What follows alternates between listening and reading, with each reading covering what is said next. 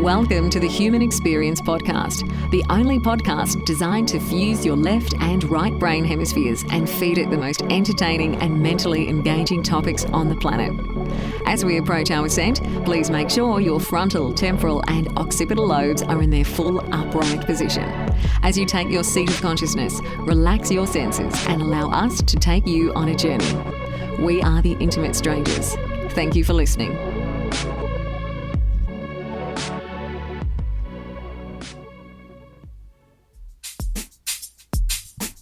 Ladies and gentlemen, welcome. We have got an incredible program planned for you this evening. Tonight we're going to be speaking to Dr. Daniel Amen, and his work is world-renowned. He has been working in the study of healing the brain, scanning the brain for many years. Yesterday we looked at the psychology of anxiety, panic attacks, and depression. So today we'll look at the neuroscience of this and see what we can unwrap.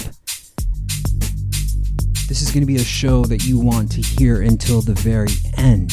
So sit back, grab a drink, and enjoy this conversation. The Human Experience is in session. My name is Xavier Katana. My guest for today is Dr. Daniel Amen. Dr. Amen is an expert on brain health who has made his life's work merging the disciplines of psychiatry and neuroscience to better understand how our brains work. Dr. Amen is a double board certified psychiatrist. He is a 10-time New York Times bestselling author. He is widely regarded as the foremost expert in brain scanning. He's scanned roughly 100,000 brains in his career. Discover magazine named his brain imaging work as one of the top 20 stories in science in 2015. Washington Post calls him the most popular psychiatrist in America. He has been featured on media outlets such as Dr. Phil, Larry King, Time Magazine, Newsweek, the BBC, and now we are welcoming him onto the Human Experience. Dr. Amen, it's such a pleasure. Thank you so much for making the time, sir. Welcome to HXP. Thank you so much for having me. I am grateful to have you help me spread the message of brain health. Yes, sir. That's what it's all about. That's why we're here, right? So, I really want to get into your book, and I want to talk about the brain, but let's preface this conversation with a little bit of an introduction about, who you are and what you do for anyone that might not know that already.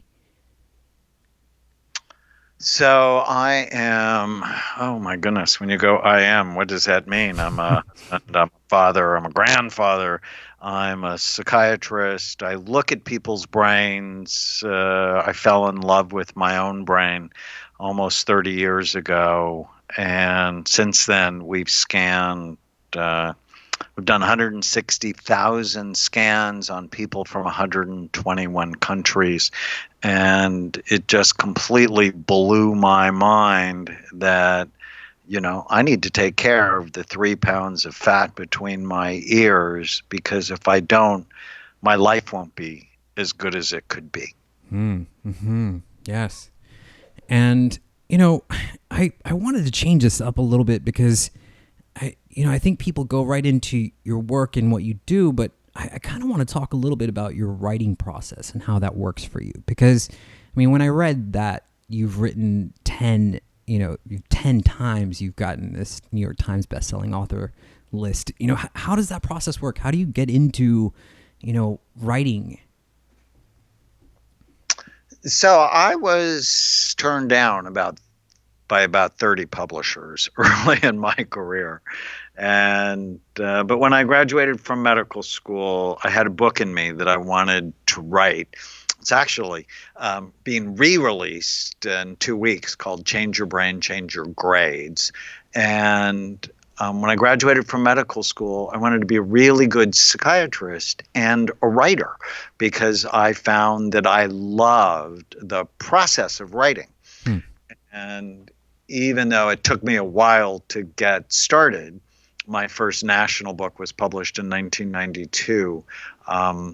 it's a matter of doing it. And I write with a pretty clear structure. I always start with, so what's the big idea? And then a table of contents. And then I just sort of build out the table of contents with stories and important points to make. Mm-hmm. But it's all wrapped around stories because people don't remember facts. They remember stories. Sure. So, what is your story? Like, how did you decide to pursue this? I mean, there was an early part of your life where you were exposed to the two disciplines that would later become, your career, that of medical imaging and psychiatry. So how did that merge together for you? So I'm one of 7 children. I have 5 sisters. Pray for me. And it was interesting growing up in my family. It's a Lebanese family. And I'm the second son in a Lebanese family, which is a very interesting place to be because the oldest son goes into the family business. The second son gets to do whatever he wants. So actually, it was a blessed place for me. Or today, I might be a grocer.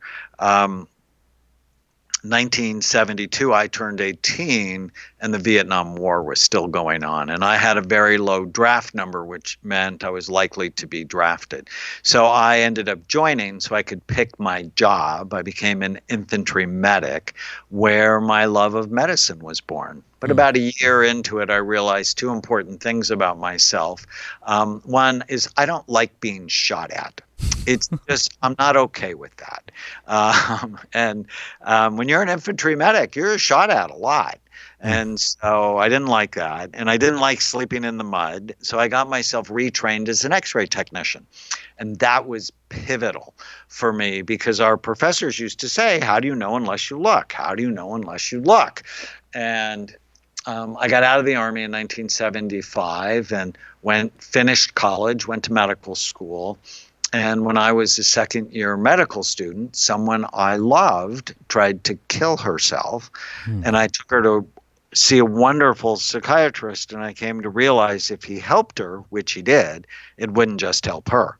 That ultimately it would help her children and even her grandchildren as they would be shaped by someone who was happier and more stable.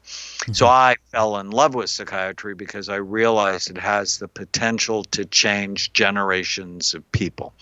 But I fell in love with the only medical specialty that virtually never looks at the organ it treats. And that's insane. And so it's funny, growing up, my dad had 2 favorite words. One was bullshit. The second one was no. And I found out, as I became a psychiatrist and people go, well, you shouldn't look at the brain. It's not part of our training. It's not part of our tradition. We don't do that. Well, I just felt myself going bullshit. Like, that's crazy. I mean, obviously, as a psychiatrist, the brain is my organ. And in the late 1980s, I started looking at the brain with a study called quantitative EEG, looking at the electrical activity in the brain. And then in 1991, I went to my first lecture on brain SPECT, image SPECT, and SPECT looks at blood flow and activity. It looks at how the brain works.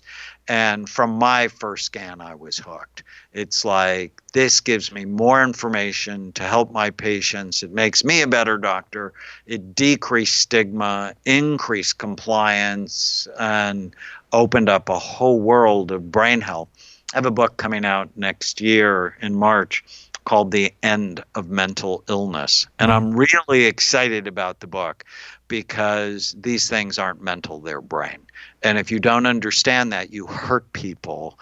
Get your brain right and your mind will follow. Okay, I love everything that you said. Let's rewind a little bit. You mentioned SPECT imaging. What is brain SPECT imaging? How does it differ from other scanning methods? I mean, there's MRI, fMRI, PET scans.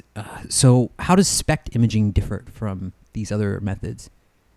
So SPECT is a nuclear medicine study like PET.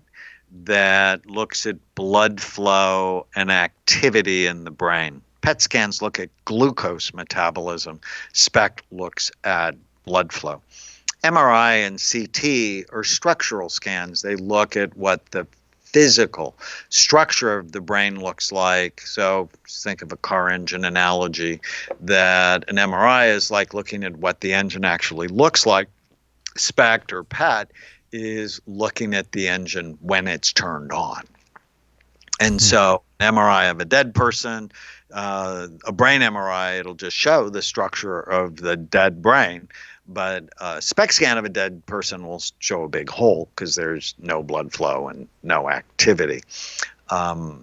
It's different than an fMRI. fMRI also looks at blood flow, but the resolution of fMRI is not very good, where we're actually getting an inside outlook rather than an fMRI is sort of an outside-in look. Okay, it's fascinating. I mean, so you're able to, put someone in this machine and then have a real-time look at what's going on in their brain as they're thinking it, as it's happening. Right, and SPECT basically tells us three things about every area of the brain. Is it healthy? Is it underactive? Or is it overactive? And if you don't have that information, I mean, how do you really treat people who have mental health issues if you don't know? And so, unfortunately, most mental health professionals fly blind, and I'm not okay with that. Okay, so let's get into the details then. I mean, so what does a healthy person's brain look like under this imaging versus someone with anxiety disorder or mental illness or depression? So healthy is full, even, symmetrical activity with the highest activity in an area of the brain called the cerebellum. So the cerebellum is in the back bottom part of your brain. It's about 10% of the brain's volume, but it has about half of the brain's neurons.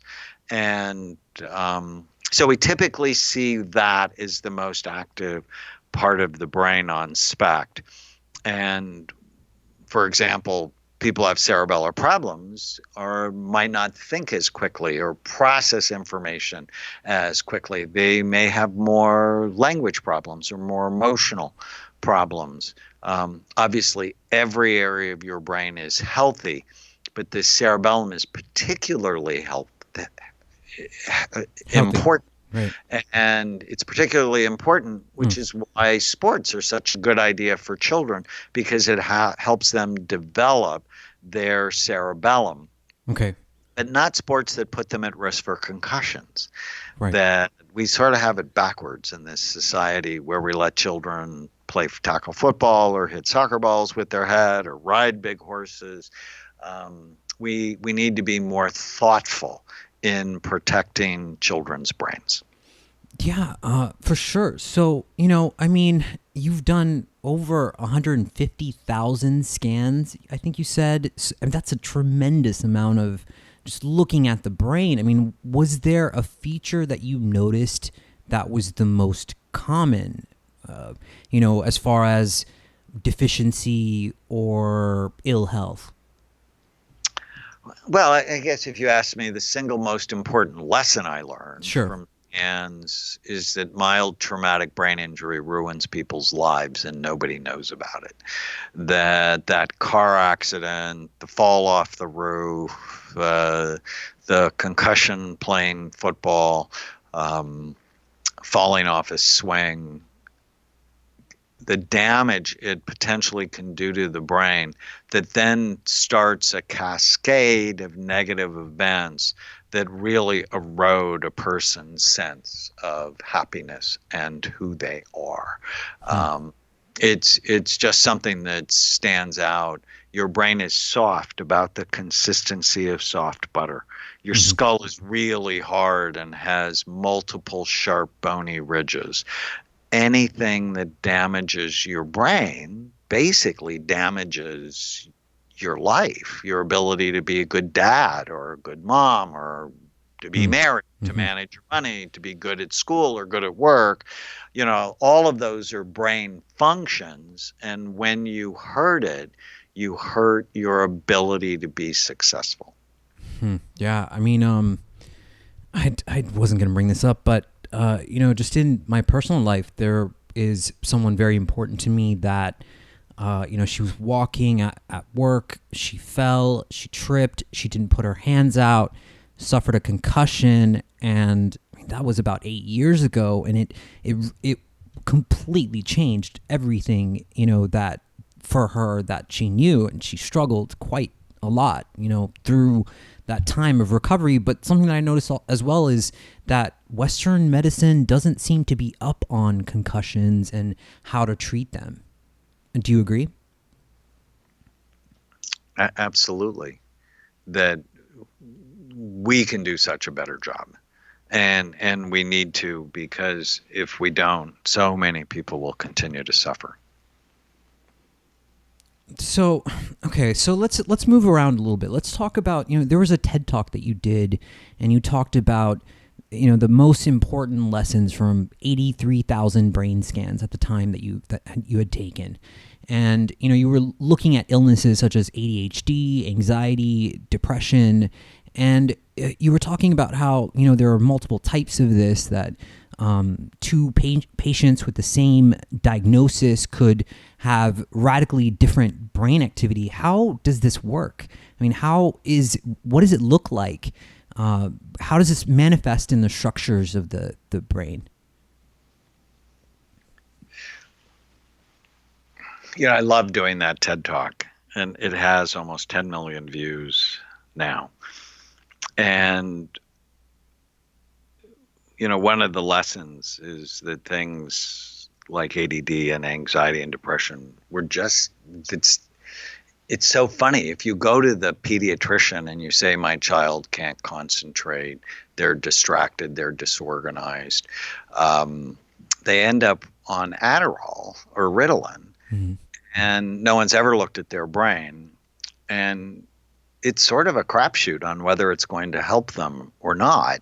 And what our imaging work taught us was, ADD is 7 different things. You need to know what type of ADD you have, or what type of anxiety, or what type of depression, or what type of addiction, or even I wrote a book on obesity. You need to know what your brain type is so that you can target the treatment not to a group of symptoms, but to your brain. Mm-hmm. I mean, when we're talking about something as wide-ranging as depression, like when someone is diagnosed with depression, and it seems like in modern Western medicine, the sort of, blanket thing to do is throw a bunch of medications at this person until one sort of lands, right?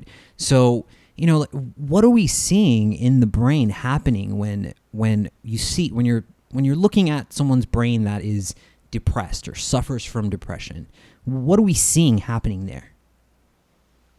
Well, it's not one thing. So often we'll see they have low activity in the left front side of the brain. So the left front side is the happy side. And if you damage it, either with trauma or there's just low blood flow to that side of the brain, you're going to struggle more with depression.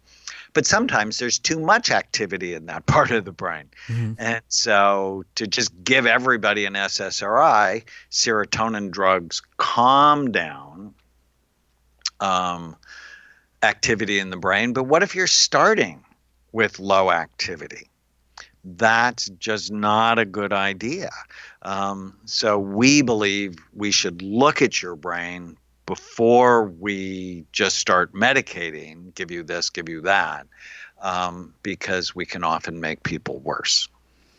Okay. So, what is something practical that we can do, that we can apply for, someone suffering from anxiety, from panic disorder, from depression? What is something that they can do actively in your experience? So many things. I mean, there are just so many things. Head to head against antidepressants, exercise has been shown to be equally effective. The first thing you should do if you're depressed is go for a long walk. And Hippocrates said this 400 BC. And if you're still depressed, go for another walk. So people who walk like they're late, 45 minutes, 4 times a week, have the same response as people who take Prozac over 12 weeks. So exercise. Learn not to believe every stupid thing you think. We call it killing the ants, the automatic negative thoughts that steal your happiness. Cognitive behavior therapy in studies head-to-head against antidepressants have been shown to be equally effective. Omega-3 fatty acids in a study from New Zealand was actually found to be more effective than Prozac. So if you're struggling with your mood, exercise, cognitive therapy, don't believe every stupid thing you think, and omega-3 fatty acids, well, that's sort of a simple place to start. You also want to make sure to get your important health numbers checked, because low thyroid, low testosterone, high C-reactive protein, a measure of inflammation, low omega-3 index, all of those can be associated with depression. And so that's why in the end of mental illness, I talk about get your brain right, your mind will follow. But that's the first thing to do. And think of it like hardware and software, is that you wouldn't want to fix the software on a computer that has hardware problems. First thing you want to fix is the hardware, to make sure that the CPU works right, that there's enough RAM. And if you don't fix the actual physical functioning of the brain, there's no amount of software programming that's going to make it work. And so too often people go to psychotherapy or marital therapy or group therapy, and it doesn't work for them, and they get demoralized because it's like, well, it's helping other people. Why isn't it helping me? And it's because we're starting in the wrong place, is that we should start by optimizing the physical functioning of the brain. You know, I love what you're saying. I love the note on exercise. That seems so poignant. You know, just go for a walk. It's so simple to just do that. But I've struggled from anxiety in my life and panic attacks. And I mean, I don't think I know anyone that hasn't struggled with that in some way or some regard. So, I mean, let's say, let's just put ourselves in that moment. If we go back in our memories, what would your diagnosis be, Dr. Amen? Like, I'm having a panic attack. What is the first thing that I should do in the middle of a panic attack? So let me give you 6 things to do before you do medication. Okay. The first thing, if you're starting to have anxiety, somebody should check your thyroid. Someone should also check your blood sugar, because hypoglycemia or high thyroid can clearly trigger anxiety issues. So we need to make sure it's not a physical thing, and those things are easy to have your family doctor do. The second thing is, don't leave a situation where you're anxious, because if you leave, the anxiety will start to control you. Instead, breathe.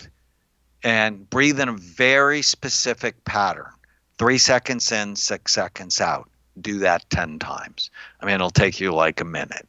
But if you can take twice as long to breathe out as you breathe in, and really slow your breathing down, it triggers an automatic parasympathetic relaxation response in your body. The fourth thing is, write down what you're thinking, just to evaluate whether or not it's true. So I had an interview on CNN. It was my first one on national television. It was 1989. And I'm sitting in the green room in LA, and I had a panic attack. My heart started beating out of my chest. I couldn't catch my breath. I desperately just wanted to leave the situation. And then, thankfully, I'm a double board certified psychiatrist. Mm-hmm. I started laughing, and I'm like, you treat people who have this problem. What do you tell them to do? Right. Don't leave. Breathe. Write down your thoughts. And so I wrote down my automatic thoughts. My first one is, you're going to forget your name. Now, I've been on television, I don't know. My shows on public television run 110,000 times across North America. Okay. And every time on TV, nobody ever asks me my name. They always know it because, they can put the little chyron underneath my picture. Mm-hmm. But that's just such a horrible thought. The next thought I had is, you're going to stutter. And then I wrote down 2 million people are going to think you're an idiot. And no one's having a panic attack. I mean, these are thoughts that make anybody anxious. And so I corrected those thoughts. I'm not going to forget my name. And if I do, I have my driver's license in my wallet. So that isn't going to happen. I probably won't stutter. But if I do, there'll be stutterers listening to me that will have a doctor they can relate to. And with the 2 million people think you're an idiot, I wrote probably so. But right next to it, I wrote these 3 letters, or these 3 numbers, 18, 40, 60, which is a rule I teach my patients that says when you're 18, you worry about what everybody's thinking of you. When you're 40, you don't give a damn what anybody thinks about you. And when you're 60, you realize no one's been thinking about you at all. People spend their days worrying and thinking about themselves, not you. And so, I was able to calm myself down and then do okay on television. And since then, I've become pretty good at it. Hypnosis and meditation are so helpful for anxiety disorders. When I was hypnotized the first time in medical school, it just was like this warm, peaceful feeling washed over me. And so I became a master hypnotist, which, I often don't talk about now because, I'm more famous for my brain imaging work. But I love it. I think it's so powerful. Hypnosis, self-hypnosis, meditation to calm your anxiety centers down. It's a skill they should teach in 2nd grade. Mm-hmm. And if all of those things don't work, magnesium, GAP, theanine, all can work to calm your anxiety, and you're never going to be addicted to them. So all 6 of these things will never hurt you. There's science that shows they will help you. And we can't say that about medication, which unfortunately people go to their family doctor and in a 7-minute office visit end up with a sleeping pill, something for depression and something for anxiety. And they don't know once you start them, they actually may be hard to stop. And I'm not opposed to medication, and I prescribe it. What I'm opposed to is that's the first and only thing you do. Yeah, I love the practical tips. I mean, those are so usable. I love, the aspect of when in the middle of an anxiety attack, don't leave because, then, as you said, the anxiety tends to control your behavior. And then whenever you have an anxiety attack, you're running out of the room. It's just not practical. So, focusing on the breath and writing things down, I never really thought of that, just sitting down and writing down, what I'm thinking in that moment. I think that's really helpful. I want to ask, what your thoughts are about I run a media company, and so we study this, we study the attention span of human beings, that's what we're looking at.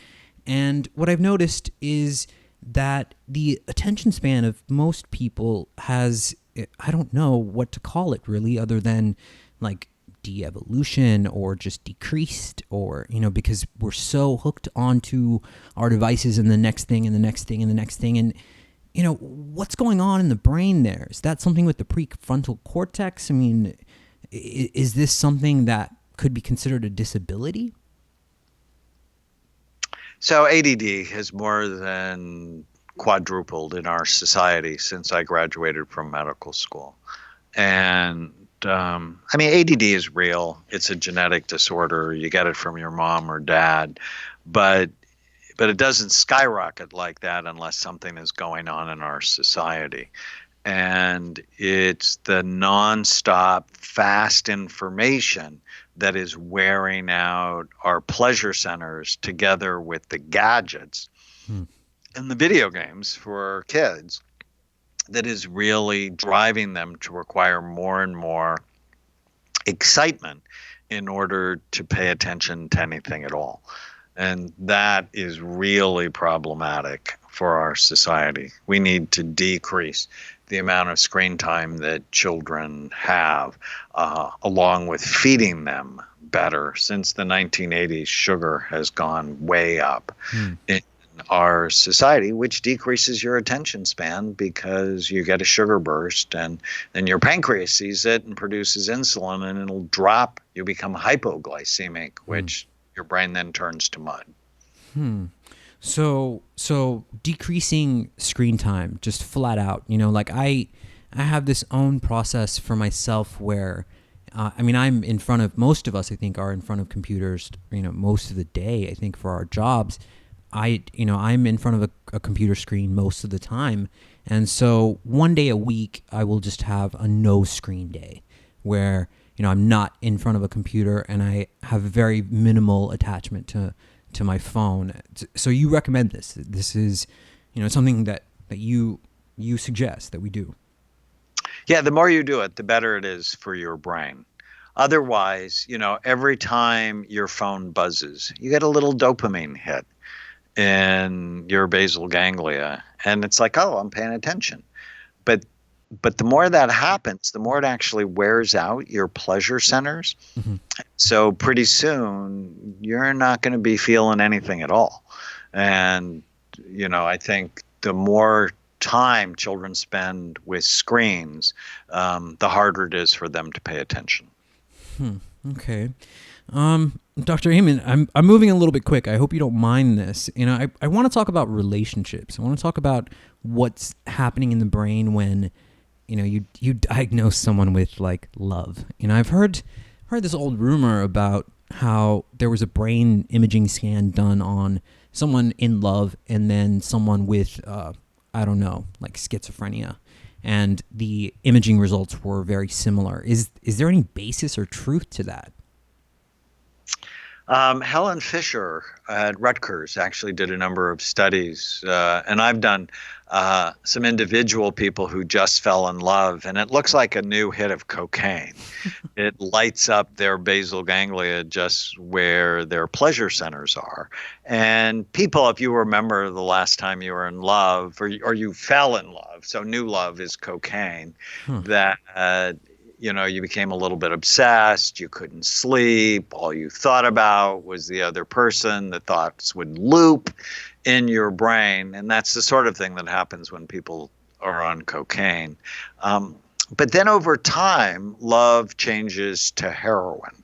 And whenever when I'm with my wife, I get this warm, pleasurable feeling. And I feel comfortable.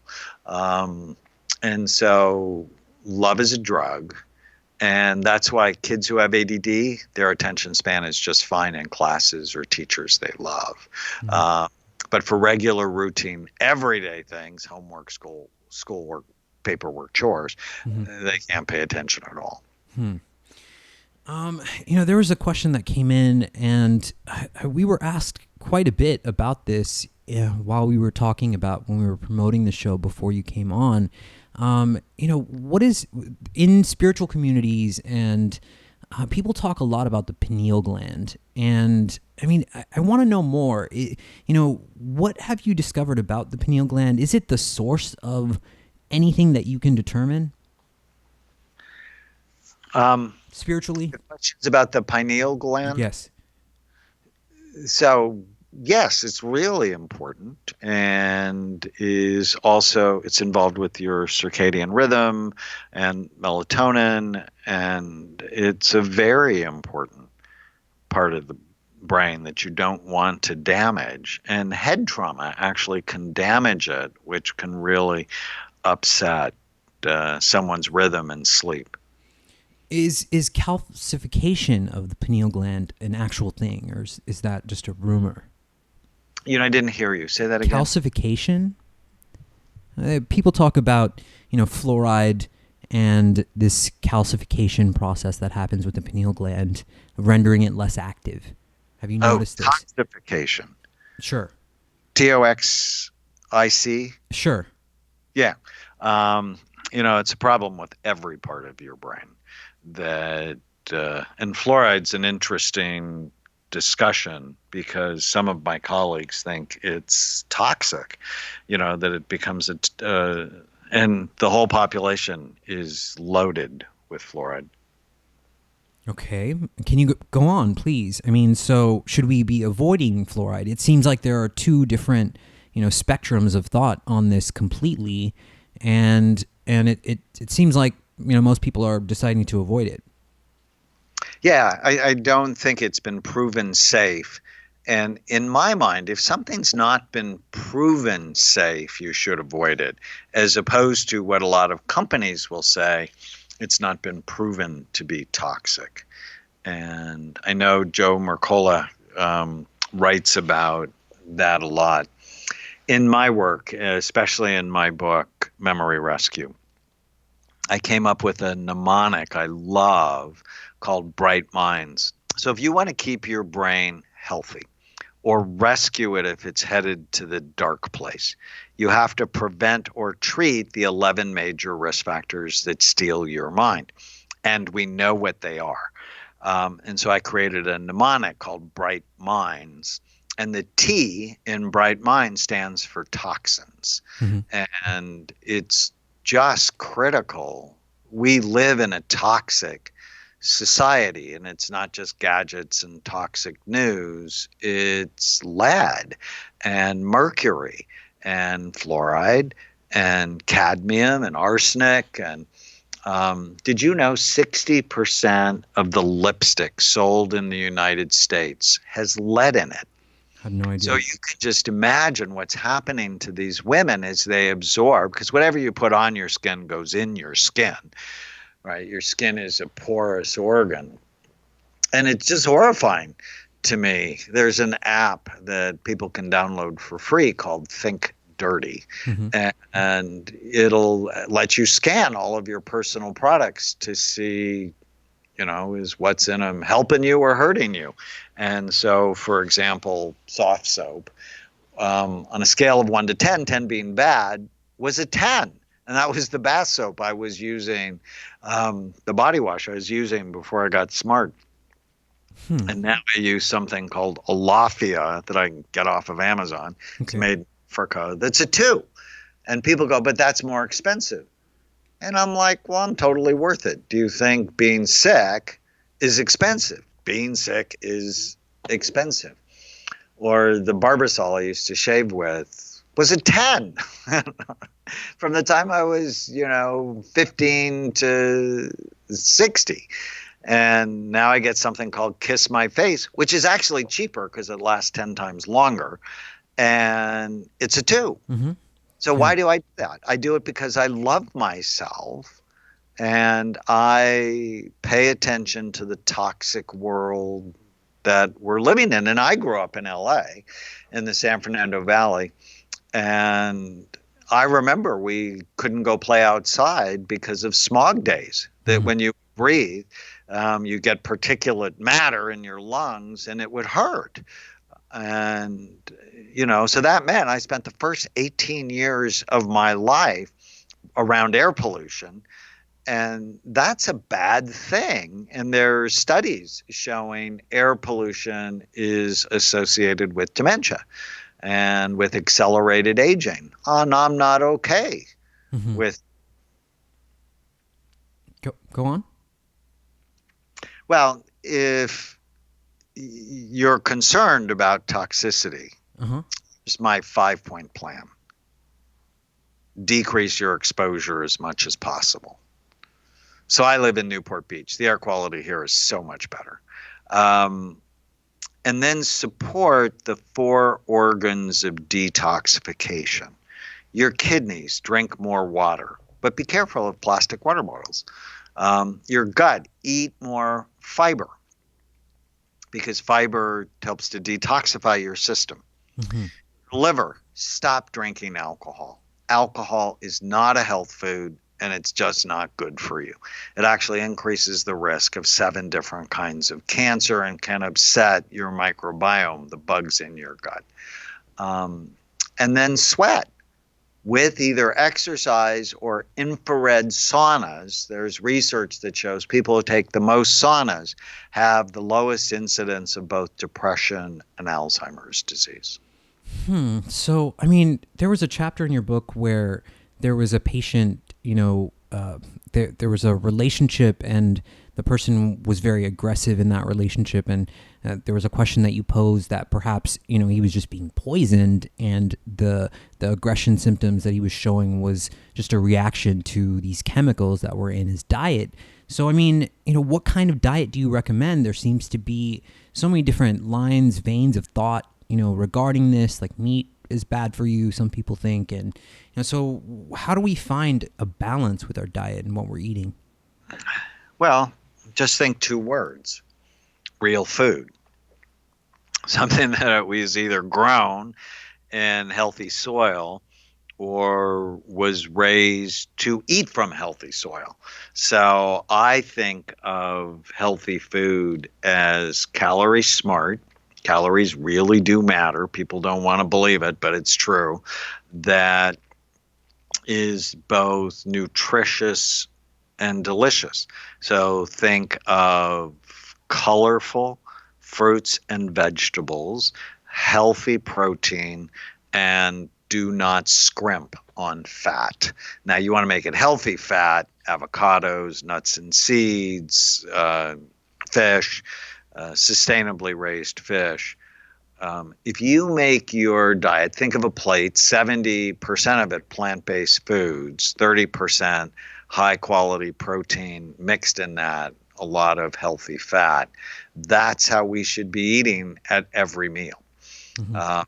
Sugar cereals in the morning, seriously? I mean, it's a weapon of mass destruction. Mm. And you look down the cereal aisle, it's a whole aisle dedicated to death. Or look at the soda aisle. It's a whole nother aisle dedicated to death. So true.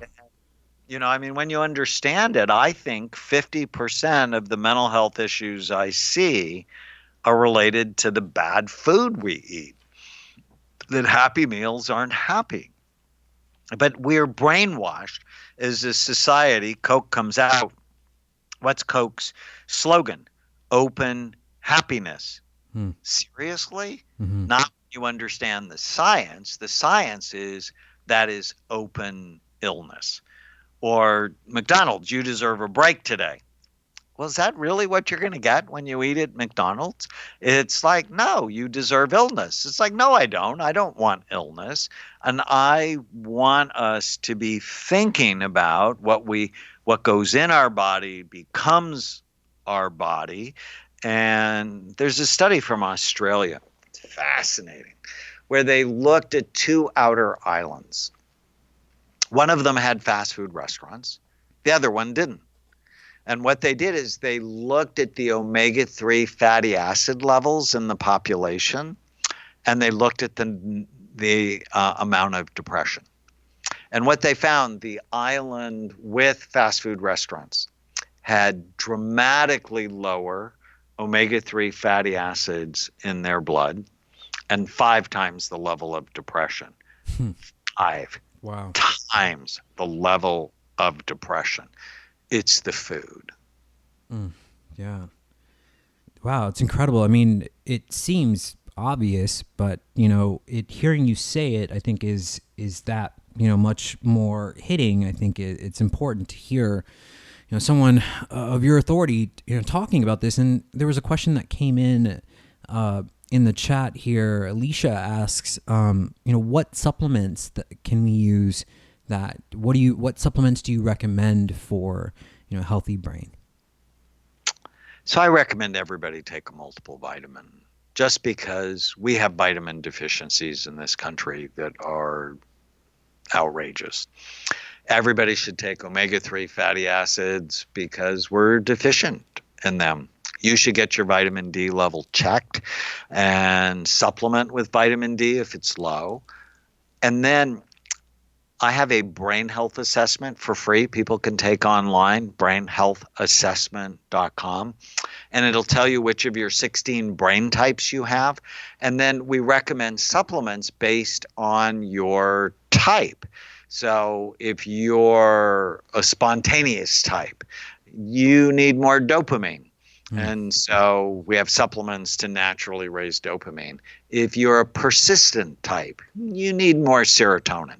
And we have supplements that can help that. If you're cautious or a sensitive type, we have supplements targeted to your brain rather than take this or take that. But I'm a huge believer, multiple vitamin, fish oil, vitamin D if you need it, and then directed toward your type.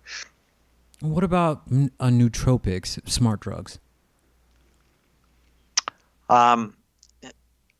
It's interesting because if you have ADD, that something like Adderall can actually be really helpful for you. And I'm not opposed to it. I'm opposed to that's the only thing you do. But if you don't have ADD, in fact, it will actually make you worse and it will disrupt brain function.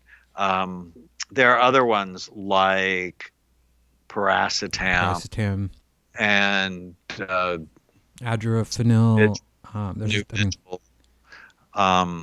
And I would rather people really work on getting their diet, exercise, sleep right, rather than rely on a substance unless they've been able to look at their brain. And then, it's like you have sleepy frontal lobes. Let's pop those up. Try first with supplements, and if those don't work, we'll use medication. Yeah, I agree with you. Let's talk about the mystical experience, Dr. Amen, if we can. The good drugs, psychedelic drugs, ayahuasca. Been used in therapeutic sessions. MAPS is using MDMA with PTSD assisted therapy. What's your position on those types of compounds and people? Well, it's certainly getting a lot of attention. And what really concerns me is the two big advances in psychiatry in the last couple of years is legalizing marijuana and using hallucinogens in psychotherapy. And there's no mention of looking at people's brains and getting their brains healthy. So in my mind, those are way lower options. So, I think of them as 12th to 20th options. And it's like, well, let's just do the simple things first. Because we have evidence that ketamine will hurt you if it's not the right thing for you, that marijuana increases the risk of anxiety, depression, and suicide if you start using it as a teenager, that it disrupts white matter development in the brain. And I did before and after study on ibogaine, which is a hallucinogen used sometimes for addiction. And it completely made the guy's brain look worse. Wow. I was pretty irritated because he was doing it for a documentary, and I had scanned him 5 times, and his brain was terrible when I first met him, and then it was better, and then it was better, and then it was just freaking perfect.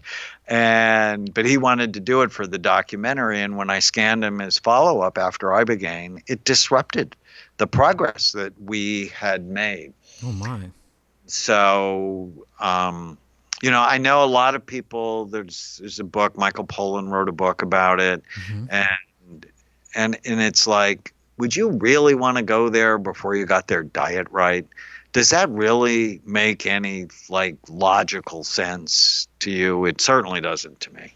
So there's no magic bullet. There's no magic pill that you can take. It's not going to be this instant process. And jumping into, taking psychedelic drugs to treat these underlying issues.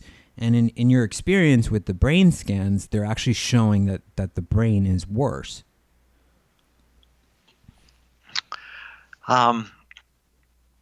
Food is sort of a magic bullet, in that my wife and I did a course.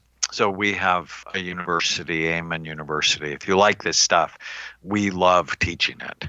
And together, she and I did a 26-hour course over 6 months called The Brain Warrior's Way, based on a book we wrote. And we had 25,000 people sign up the first week. And the stories of transformation throughout those 6 months we taught the class were so special, from people not only losing a lot of weight, but their anxiety dropped 30%, their pain levels dropped, their moods improved, their sleep improved. When you learn to get your habits right in that bright mind's way that I discussed, your life changes for the better. And, my new book coming out next year called The End of Mental Illness begins with a revolution in brain health. And so the magic bullet habit, if you will, I worked with a group at Stanford, BJ Fogg, and he ran the Persuasive Tech Lab at Stanford on how people change.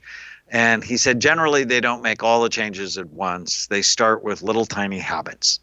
And so he and I worked together for 6 months on the tiny habit for brain health. And it's so simple. And here it is. Whenever you come to a decision point in your day, so I'm going to go eat dinner soon. Whenever you come to a decision point in your day, all you have to do is ask yourself this question. Is it good for my brain or bad for it?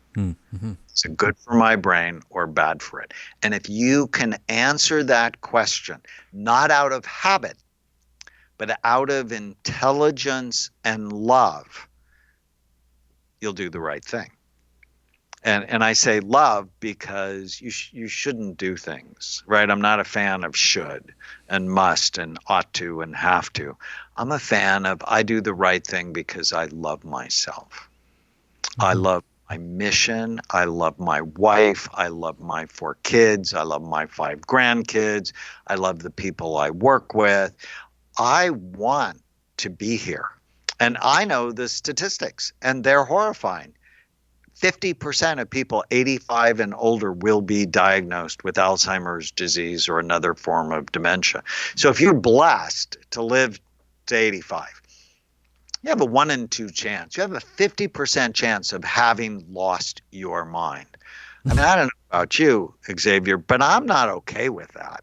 Definitely not. And I can't be thinking about that when I'm 83. Right. I need to be thinking about it when I'm 40, when I'm 50, when I'm 60. I need to love my brain, because when I love my brain, I love my life. And so the little tiny habit, the smallest thing you can do today that'll give you the biggest bang, is go throughout your day. Just ask yourself, is my behavior, this decision good for my brain or bad for it? It's very simple. It's a very simple question to ask yourself, and then you should get a very direct answer. And then if you're still fighting that, then that is something you need to work on, right? So, Dr. Amen, I want to ask you about something that I learned about a long time ago. I'm wondering I'm sure you know about this. What about binaural beats or hemispheric synchronization? Have you heard of this? I didn't hear. I'm sorry. Binaural beats or hemispheric synchronization. Beats. Yes. Hemisync? Yeah, I actually like it. I've been a fan of it for almost 30 years. Okay. That it's on a concept called entrainment. Yes. Your brain picks up the rhythm in the environment. And when you introduced me, and you didn't say that I have 3 albums out, music albums. My apologies. Brain Warrior's Way, Bright Minds for Memory Rescue, and Feel Better Fast and Make It Last. And they have all been on the Billboard's New Age charts our Music for Bright Minds 44 weeks. In fact, I guess it was 2018, I was the number 6 Billboard Artist of the Year in the New Age category. And we have been creating music to optimize brain function for years. And we use rhythm to help your brain be happier, less anxious, more focused, to help you sleep. So there's tracks on all of our albums for those kinds of things, because the music you listen to matters, can directly impact your brain. Mm-hmm. And just to answer you with the introduction, I had to shorten it down, and you're so highly acclaimed. I mean, I had to trim out some of it. That was there. But, okay, so Alicia has another question. As far as binaural beats go and hemispheric synchronization, can you apply this if it's only going into one ear, if you're deaf in the other ear? And I mean, does it work with both ears? Well, it's not going to work with both ears, but the rhythm you listen to is also impacting your brain. And so certain music will make you happier, will make you more anxious, will help you sleep or keep you awake. And so the quality and rhythm of the music really does matter. Binaural beats, though, need to go on both sides. Oh, okay. So it would not be effective if it was just going on to one side. Correct. Okay.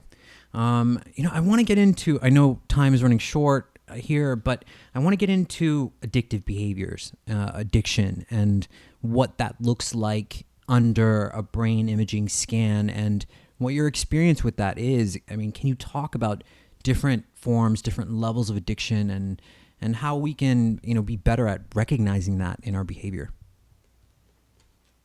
So I wrote a book with David Smith, who's the founder of the Haight-Ashbury Free Clinic, called Unchain Your Brain, Breaking the Addictions That Steal Your Life.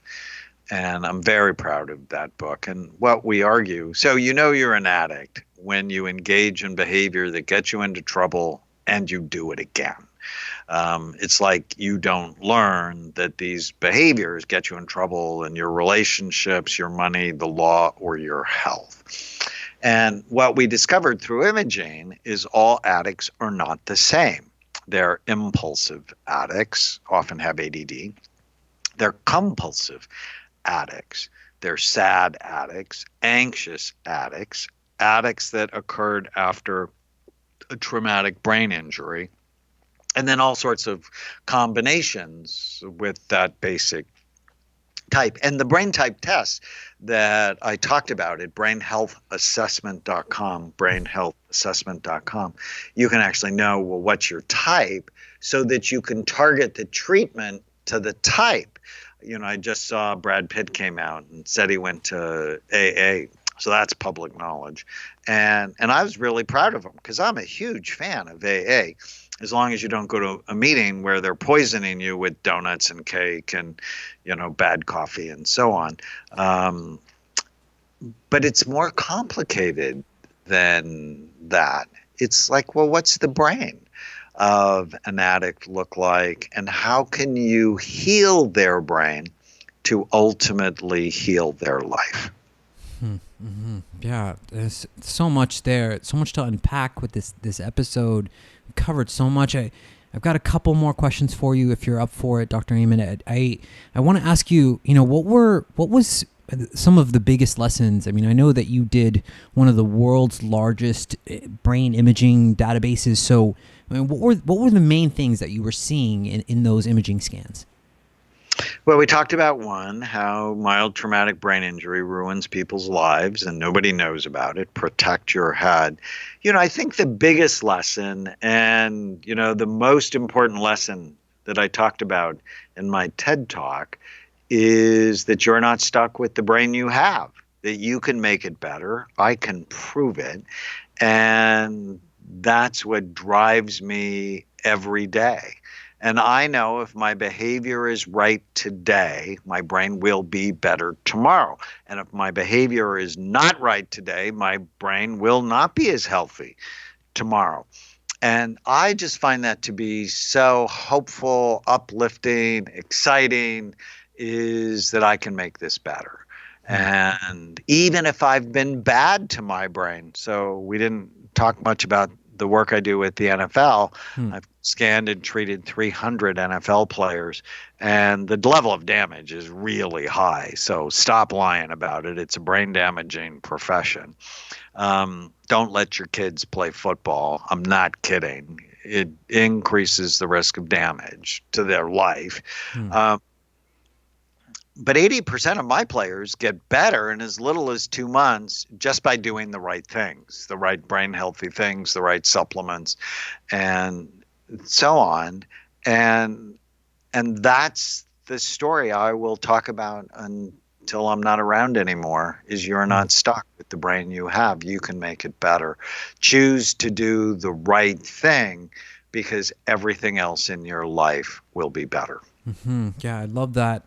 Dr. Amen, I just want to give you a chance, to address the people while we're here. If there's anything that you want to tell people maybe that are struggling with depression, anxiety, panic, just different disorders, what would you say to someone that's listening to the show and looking for, something direct? So I would tell them, go get my new book, Feel Better Fast and Make It Last. And I know I talk about a lot of books, but there's not one person who ever came to me that wanted to feel better slowly.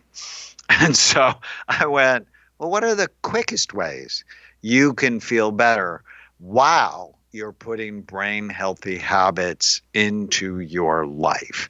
And there's so many things, but if you're feeling depressed, I want you to start every day. When your feet hit the floor in the morning, go, today is going to be a great day. And then your unconscious mind will find why it's going to be a great day, and it just sets you up for more success. And at the end of every day, what I do is when my head hits the pillow, I say a prayer. And then I just go through my day with this question: what went well today? And it's amazing. Every night, and I've been doing this for years, every night I'm surprised by the awesome things that happened during my day that I didn't know about, that I didn't remember consciously. And what that does is it actually sets your dreams up to be more positive. And if you get more positive dreams, it also generally means more REM sleep. Your brain's going to be cleaner and healthier the next day, which means when you say to yourself, today is going to be a great day, you're actually going to be able to make that happen. Absolutely. Dr. Amen, I'm so happy to have had you here on the show. We'd love to have you back. You're welcome back anytime. Where can people go to, find your work, your website? So they can listen to our podcast. We've done 450 of them. Isn't that crazy? Called the Brain Warriors Way Podcast, brainwarriorswaypodcast.com, or you can find it on Apple and Stitcher. Go to amenclinics.com to learn about our clinical work, or brainmd.com to learn about our supplements and our educational programs, also Amen University. I'm so grateful, Xavier, for the opportunity that you offered so that I could share my work with your audience. Oh, the pleasure's all mine, sir. Guys, that's going to do it for us here. Dr. Amen, hang tight while I just do this close really quick. Guys, thank you so much for listening to this episode.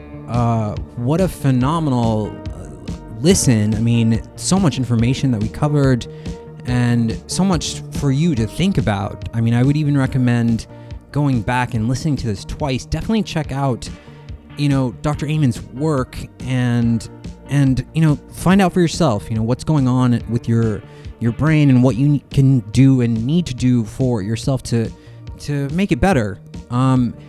We will be back next week with another episode. Thank you so much for listening.